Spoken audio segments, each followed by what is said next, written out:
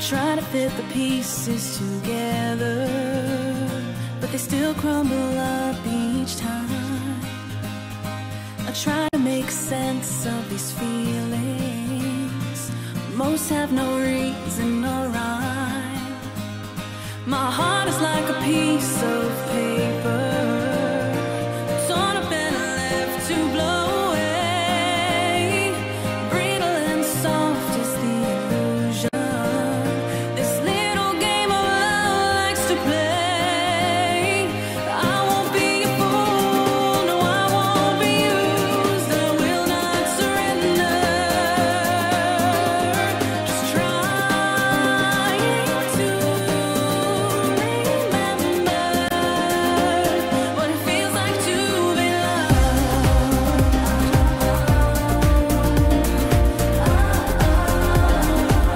What it feels like to be loved.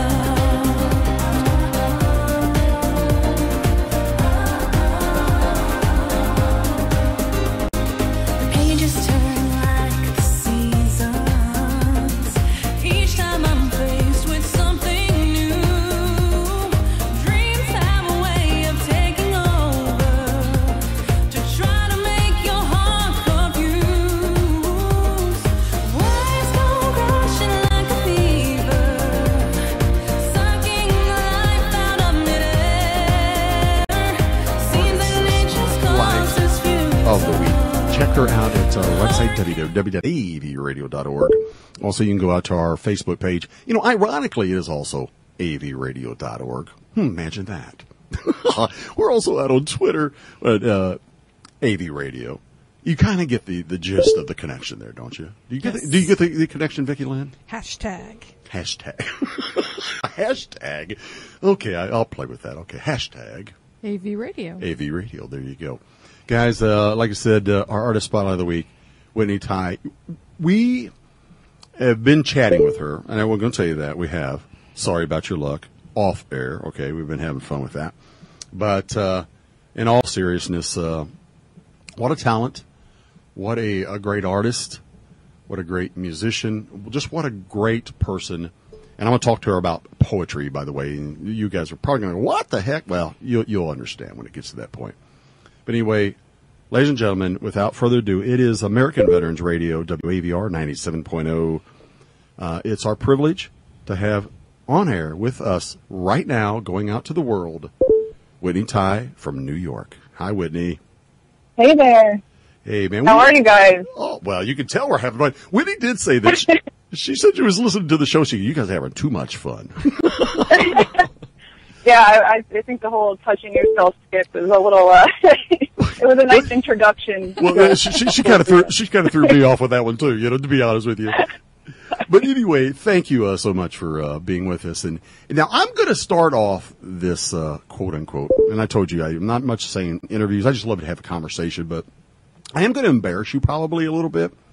I'm going to read some of the quotes that different magazines or sites or whatever the case have said about you, so our great listeners get the gist of what's going on. Okay. Okay, great. TAV magazine said, and I quote, "For the first time we heard Whitney's music, we were hooked," unquote. That says a lot right there. Sparks Entertainment said, "The diamond in the rough. She's got style. She's got grace. She's a winner," unquote. iTunes review. No, I can go on and on and on. How does it feel when you, first of all, I know you bust your hump to be what you are, the professional you are. But how does it feel when you have accolades like that? I think, for me, I've just been working so hard just as an independent artist to kind of make my space in the whole industry that, when I see things like that, it's almost like I get to take a breath and say, okay, I think my hard work is paying off, or maybe they're getting what I'm trying to say, but, there's millions of people in this world and we're one voice, and if we have the power to influence and reach out to people with, the beautiful things that we want to share, then I think that we have to, at all costs, try to do that, whatever it takes. And music has always been that for me. So I'm really excited that people are connecting. Well, you talk about connecting. I know. We live in a social media world, and because of Twitter and a lot of your supporters, we've got Drew from the United Kingdom. We have Tristan from Australia tuned in. Just to name a couple who my producer is telling me is tuned in, right? Around the world. Yeah, isn't that phenomenal? It's so cool. I mean, I've made so many friends on social media, and who love my music, who love my poetry and the things that I'm sharing, and it's just so nice to connect and have people truly genuinely see what my message is. I think that to me it means more than anything, because I have a message. I have something I want to share with people, and I didn't expect people to be so intuitive to that, or to be picking up on those things, because our daily lives are so busy and we're caught up in everything, but people are stopping and they're paying attention. So I'm hoping that that one little thing that I'm trying to do is it's blossoming into a bigger thing, and I'm really I'm pleased with the response so far. I was reading where it said that you were answering a question from another interview, and you said you see yourself as a poet and a storyteller, and you say, I love to use what I call musical dialogue to talk to the audience one-on-one. Wow. Yeah. Kind of expand on that a little bit. Well, since I was a kid, I've had this fascination with kind of telling stories and showing people maybe the beautiful side of life, that we forget to see. And it's something, I've said this in other interviews that I've had, but losing a parent at such a young age and having to be exposed to disease and see somebody suffer, it definitely changed who I am. It made me realize, wow, our lives are so precious and fragile that, I have to somehow capture the beauty. I want to give that back to people, and people are going through all kinds of circumstances. So that experience began, it was like a catalyst to, okay, how can I get that out? I can do it through writing. I can do it through singing, and I'm going to sing with all of my heart, and I want people to feel it and connect to me, because we all are connected, and we have to share that message. So that's where the stories, and I've just always loved poetry. I've been writing poems since I was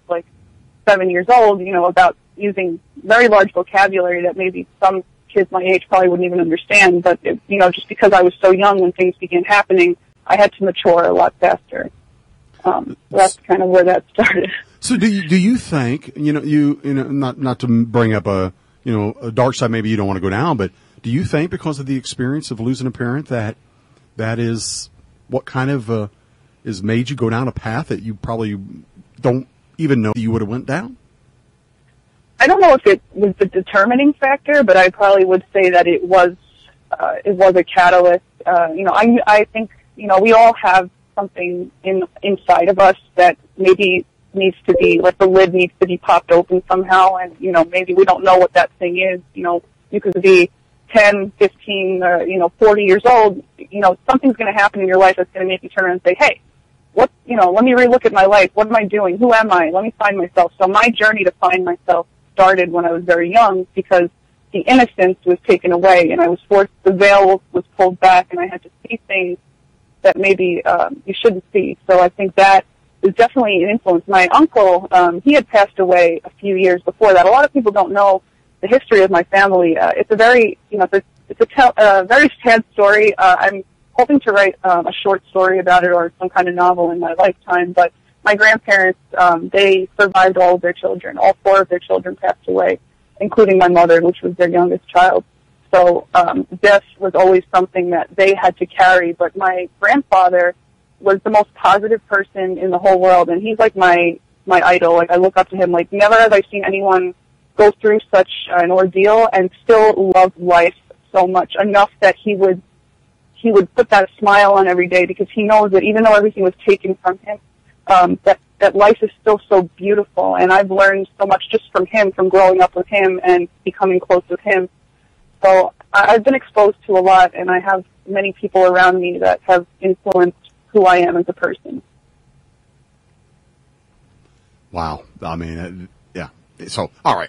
Not we yeah, we don't that's too much to take in at once. No. I mean, because, we are a product of what we live. I don't care what people say, we are. And so, you know, it didn't want to take you down a place that you didn't want to go. I mean, I'm just saying, do you think it? And apparently, I guess it did. You know what, though? I was really smiling when you were saying something about your grandfather always being positive. Because that's what we need. You know, we really need that because life does suck at times. It really, really does.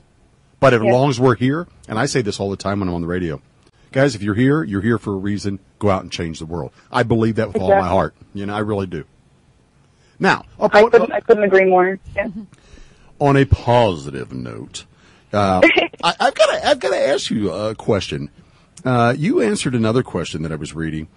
It says that you have always dreamed of doing a duet with Bryan Adams, Stevie Wonder, and John Legend. And you know, when I read that, I thought, how outside the box, how, you know, paradigm shift is that kind of thing? Because you're talking 3-4 different generations of music. Yeah. And, you know, Bryan Adams, I mean, he's, you know, the 80s. I mean, he's kicking butt over here. Stevie Wonder's been around since I was a kid, you know? And then you got John, who's just out there right now kicking butt. How do you wrap your head around having Bryan Adams, Stevie Wonder, and John Legend, and you want to hang out with all of them? Boy. I don't know. I mean, just because, okay, well, when I was younger, I listened to Bryan Adams religiously. My dad had me hooked on him since I was a kid. So I listened to most of his albums. And I just connected with Bryan just because I think that his music is very real and it's very raw. And, you know, like, you're listening not just to the music, but the words. And, like, because I'm a writer, I'm always looking for artists who are interested in, again, musical dialogue, you want to call it, where it's not just about, because, you know, music, yes, it's beautiful, but the sounds are not the only part of music. Lyrics are also part of the music, and I think it's beautiful that people can talk to you in a song, and how they harmonize together, and they sound so, you know, pleasing to the ear, and it makes, you know, there's some songs you dance to, and, you know, you just enjoy the moment, and then there's other songs you listen to, and you want to become part of that story. So I feel, even from him to Stevie Wonder to John Legend, they all do the same thing, and they all sing with such soul. Like, it's like it comes from, like, their gut, and, like, you know, you could sing it and be happy and smile and laughing, or you can cry your eyes out, and no matter what, at the end of the day, that beauty of what they're doing is still shining through, and I think they're very you know, they're versatile artists in that sense. But Stevie Wonder, I connected with him at a young age. When I was in the studio a lot recording, a lot of the engineers would tell me that I sang very much like Stevie Wonder, that my tone and my key was very similar, and I thought that was interesting that they made that comparison. What a comparison, right? So yeah, I mean, they're just incredible artists. They all speak to me with the same thing, and you're right, from every generation. And music is, I think, non-generational. I mean, great music, if it comes out in the 50s and it's still relevant now, because they were doing something different. They were ahead of their time, maybe, and that kind of transcends. Yes, it does. So, Whitney, what are your future plans? What do you have going on right now, coming up? Right now, I've been preparing for shows. I'm looking forward to doing some gigs this summer throughout, you know, the tri-state area. I'm just, you know, I'm working on that now, and a lot of it's going to be unplugged because I do enjoy unplugged performances. I think they're very personable, and I get to meet the people I'm singing to, and you know, not just the commercial side of everything, but I really want to meet my fans. I want to meet the people, and I think that's the way to do it. And also, I'm working on new music. I have some stuff that'll be releasing this summer, some really fun stuff that I'm very excited about, with some great producers I'm working with in Germany at the moment.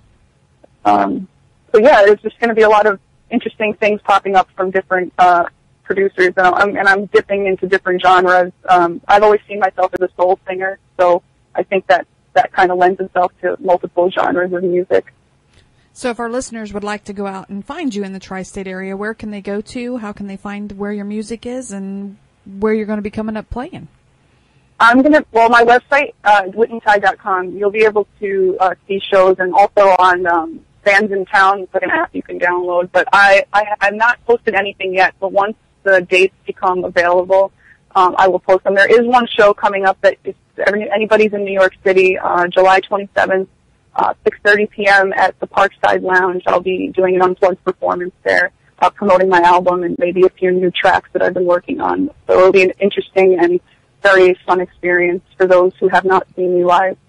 And there will be shows to follow that, so I will definitely keep you guys updated. I love it. Well, you know what, guys? I'm talking to our listeners right now. Whitney Tai is hanging out with us. She is our Artist Spotlight of the Week. You can check her out on American Veterans Radio website, www.avradio.org. You can also go out to Facebook, and you can find her yourself, Whitney Tai, spelled T-A-I, and let her know that you heard her on American Veterans Radio. And you know what? More importantly, go out and buy her stuff. Where can they buy your music, Whitney? Every platform, iTunes, Amazon Play, Google Play, Spotify, anywhere. If you could just type in Whitney Tai Metamorphosis into Google, and it'll come up on multiple platforms for purchase. And, you know, I anticipate, you know, people getting the copy and, you know, becoming part of the whole experience. It means a lot to me that people, you know, that even you guys have, you know, connected to the lyrics and to the music, and it means so much to me. Well, it means a lot to us to have you. I'm going to put you on the spot real quick before we have to get out of here. And the fact is, in our little humble studio here, and we have satellite studios as well, but in this one, we have photographs of great artists that's really touched us throughout the years. Can we get a signed autograph and put the hang on our studio wall of you? I would love that. That's awesome. Sure. and I will, you know, get you some details after that. But Whitney, it has been Vicki Lynn and my pleasure to have you in. But, you know, more importantly, it's been the world's pleasure to hear you, to spotlight you. And guys around the world, please let Whitney know how phenomenal she is by purchasing some of her music, checking her out, telling her how much you like her, because we love her right here on WAVR. Aww. Thank you so much. You guys have been amazing, and it's a pleasure and an honor to be on the show. Thank you, Whitney. Thank you.